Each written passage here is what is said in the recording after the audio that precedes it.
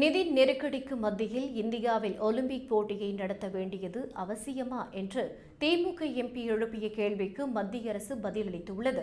2036ஆம் ஆண்டு இந்தியாவில் ஒலிம்பிக் போட்டிகளை நடத்துவது குறித்து மாநிலங்களவையில் திமுக எம்பி ராஜேஷ்குமார் கேள்வி எழுப்பியிருந்தார். 1970ஆம் ஆண்டுக்கு பிறகு நடத்தப்பட்ட ஒலிம்பிக் போட்டிகளில் ஒரு நாட்டை தவிர போட்டிகளை நடத்திய மற்ற அனைத்து நாடுகளும் நஷ்டத்தை சந்தித்தது அரசுக்கு தெரியுமா? நாட்டில் இருக்கும் நிதி நெருக்கடிகளுக்கு மத்தியில் 2036ஆம் ஆண்டு இந்தியாவில் ஒலிம்பிக் போட்டிகளை நடத்துவதற்கான காரணம் என்ன? அதற்கான செலவு தொகையை அரசு கணக்கிட்டுள்ளதா? போன்ற கேள்விகளை ராஜேஷ்குமார் எழுப்பியிருந்தார். அதற்கு மத்திய இளைஞர் நலன் மற்றும் விளையாட்டுத்துறை அமைச்சர் மன்சுக் மாண்டவியா எழுத்துப்பூர்வமாக பதிலளித்துள்ளார். அதில் ஒலிம்பிக் போட்டிகளை நடத்துவதில் இருக்கும் நிதி சவால்களை இந்திய அரசு அறிந்திருக்கிறது. விளையாட்டு மேம்பாடு என்பது தேசிய முன்னுரிமையாகும்.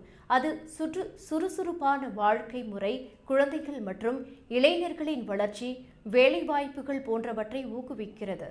இந்தியாவில் ஒலிம்பிக் போட்டிகளை நடத்துவதற்கான ஏலமானது இந்திய ஒலிம்பிக் சங்கத்தால் மேற்கொள்ளப்படுகிறது. மேலும் ஒலிம்பிக் போட்டிகளை எந்த நாடு நடத்த வேண்டும் என்பது சர்வதேச ஒலிம்பிக் குழுவால் விரிவான தேர்வு செயல்முறை மூலம் மேற்கொள்ளப்படுகிறது.